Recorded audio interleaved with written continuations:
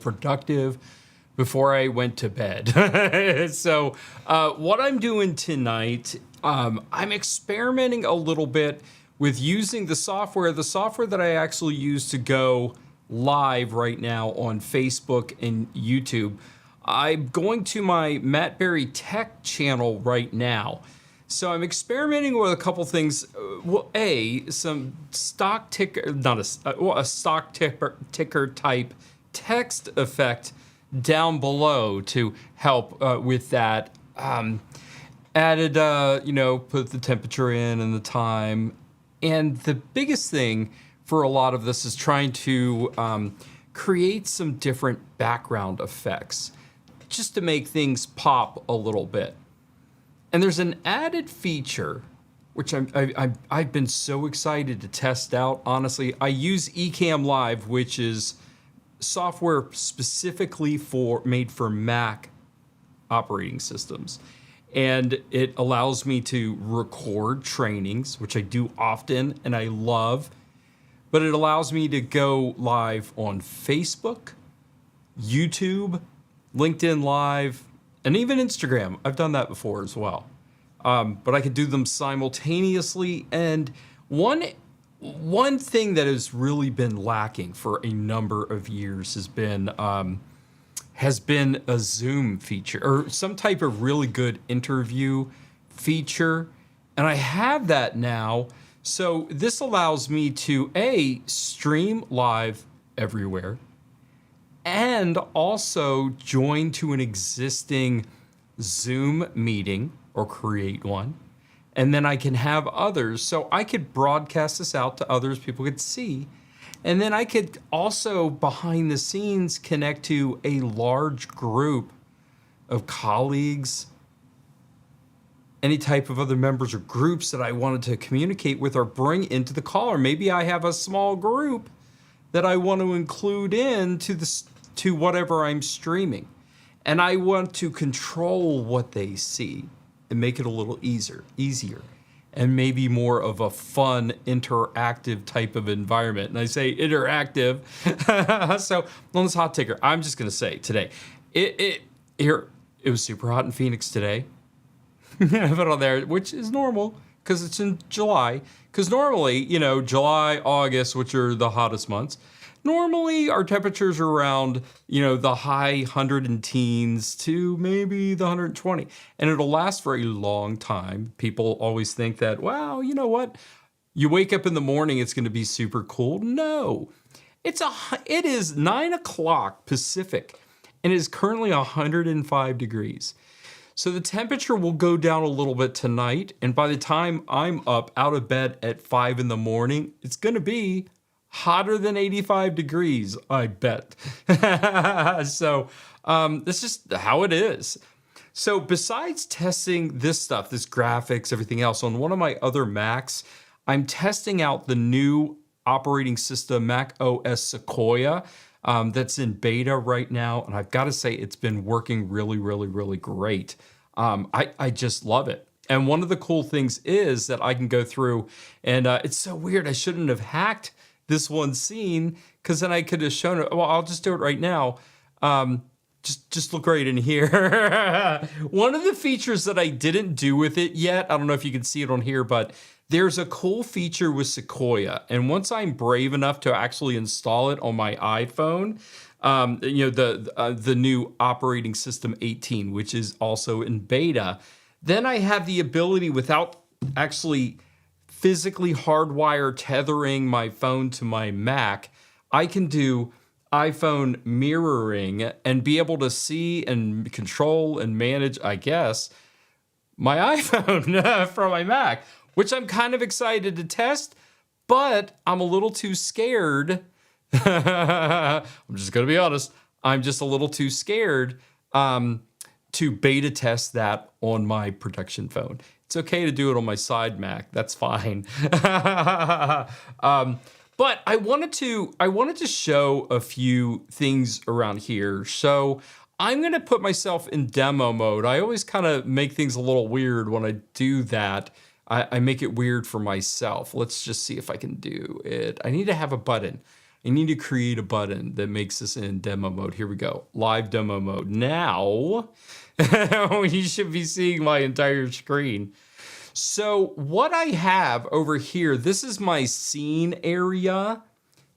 It'd be nice if I could zoom in. I can't. But here is where I have, a lot of my scenes. So I break it into folders, which I find is easier to manage. Like different sessions. Like I had a OneDrive training the other day. So I set up different scenes that would work really well. I had a waiting room for guests. So they would pop in, and there was a training that started. I had a little ticker for some different types of training that's coming up, that kind of thing. So I wound up using that. And then here's another, this is what I'm working on right now, which is my live Q&A one. Okay, so with this, I've got overlays. And again, I manage this with folders as well. And gosh, I hope the demo mode is working. That's why I'm actually doing this live, so I can get back, look at it later and see how this all turned out. But in this one scene right here for main, I've got, and this is not the best example because I threw some things up around here. So I've got, here are some of the text overlays that I'm working on here. I'll turn some of these off so you'll see. This is the one for the time and date and the blah, blah, blah, blah, blah. Here's for the clock. So I'm going to remove both of those. Let's see. Okay, I'm going to keep that. This removes my main screen and the actual stock ticker, and it leaves just this background right here. So I'm going to expand out. I have different things, different layers, everything else. I'm going to go ahead. This is the rotating globe. This is the one that's ahead. I have another image right here for the world background. This is some of the effects that I can do on here. So what I did, let me turn this off. I'm going to turn this world background off as well. And what I have is just a simple background behind it. I don't know if you can tell or not, but that background, I was able to put, let me just go ahead and click on here and it'll show me some of the, I hope. It's like moving things around here when you're going into demo mode. So here we go. I don't know why that is not showing up, but I don't need to worry about that camera. That scene I can kind of move over there. Whoa. All right, well, I'm just doing it. So right here, I have this is set up for motion, which basically is meant to do a gradient fill of this dark blue and this light blue. I can change the color to anything that I want. So let's see, I'm just gonna go right over here. I don't need sound effects, so I'm gonna get that out of the way. So let's say this blue one, I want to change that to, I don't know, what is that, a fuchsia? If I want, and you could change it. You could go ahead and do it like an orange, you can do a black, you could do a silver, what other color? If you've got a specific hex code, if you've got some saved in your palette, you can do that. But let's just go ahead and go back over here and we're gonna do this color. And then, so I would change this over to motion, okay? Actually here. So if we go to the gradient fill, back again, and if you look right over here, this gives you a little rotator so you can actually take that, which basically it's, part of it is blue, part of it is the magenta or violet or whatever the hell it is. And then I can just kind of move it around, right? So that's what this motion does. It automatically does it, and it just kind of moves and goes and everything else. Here's this box right over here. I have it over it, obviously. Let me go ahead and get rid of that and click that. No, there we go. That's that rectangle. That's that one I was talking about. Okay. So what I wind up doing is I will take an image, a video that I've already downloaded, and typically I look for one that is an animated, or I'll set it up the way I want it. So typically I'll drop a video on. So let's try something different. I'm gonna drop this out and minimize that. I've got an animated background. This one's a little bit different, but I'm gonna add this over top of it. Can I do that? All right, here we go. Animated background. Let's just go ahead and drop that right above all those other videos. Yes, I'm going to add that as an animated background. I'm going to make sure that I loop it. And you see, this is what the video looks like when you just drop it in, okay? So what I'm going to do, number one, I'm going to resize it a little bit. So I'm just going to make this full screen, stretch it out. There we go. And make it bigger. So now we've got a image that's just, it looks like a normal video running on the screen, and it's looped. It's just going to keep on going just like that. But what I wanted to do is take over some of the whatever I have going on that rotating rectangle, the motion gradient. So I'm not going to replace it. That is not what I wanted to do. It's okay. Come on. Burp. I didn't need to replace. All right, here we go. We're going to cancel. There we go. All right, so I'm going to go back over here to blend mode, and I'm going to click. So I have it in normal. This is a normal video, so I'm going to overlay it. Now it's going to take over some of the color and whatnot that I have from the colors that I did on that other background. I can either change the overlay to make it a little bit more subtle. I can just mess with some of the image that I have right over here, but I'm just going to leave it just like that, and it's overlaid. So if I were to take this off, and I'm going to go over and tweak the rectangle, and let's say I'm going to make it orange. Now I've got it moving over like that. It's a little bit more dynamic. I guess it just depends on whatever mood you've got, right? So then if I re-enable this animated background, now look at it. It's taking more of that orange, a little bit of the blue. So it totally takes over some of the aspects of that scene. So I'm going to remove that animated background. Now I'm going to put the world background behind it. And now there's that normal view, right? So if I take that and I go ahead and blend mode it, and then I overlay it, now look at it. Makes it pop, looks a little cooler. I like it. So that helps with some of those items. And now I've got the background set up the way I want it.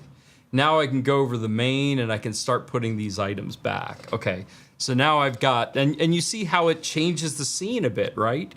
So it's a little alarming. Hey, just sort of let you know, it's freaking hot in Phoenix, everyone.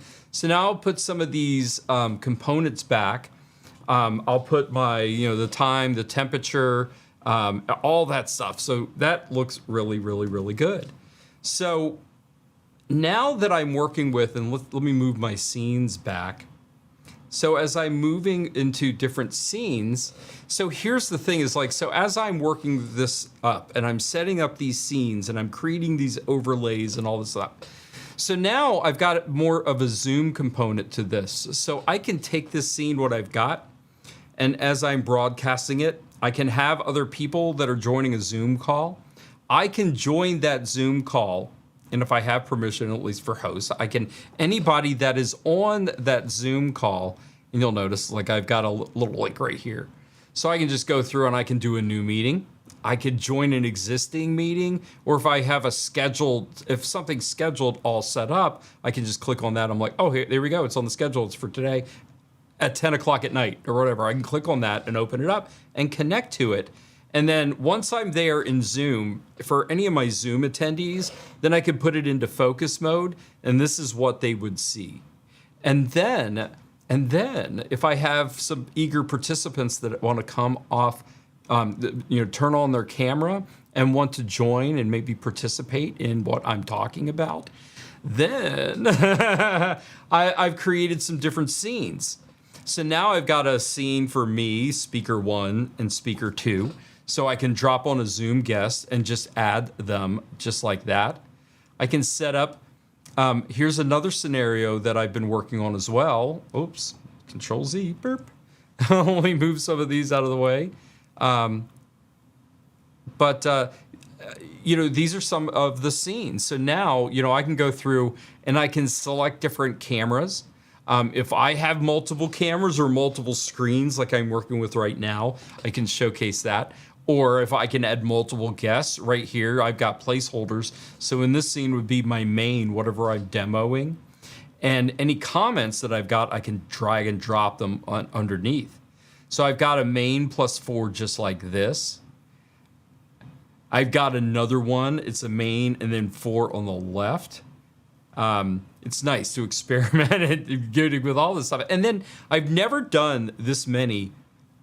I've never added this many guests on Zoom to a call. So I don't know. I believe the software are capable of it. I don't know if my computer will handle it. But I actually have the ability of adding up to 8 Zoom guests. I could have 300 or more on my Zoom meeting, but I have the ability to add 8 Zoom guests to the call. So so for here, like I can add the branding and everything else. Like I've got separate ones, a separate folder for like my branding where I've got whatever my main camera is, and then the rectangle and the name tag down here. But here's an 8 one, and then this one gives me a little bit more room if I am bringing others on, and if I wanted to showcase what we're doing and drop some comments down below. So I'm going to experiment and see what I can do to make some of these features interactive. But I love how well it works.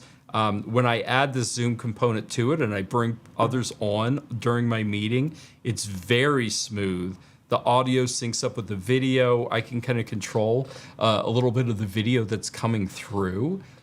So yeah, you really can't beat that.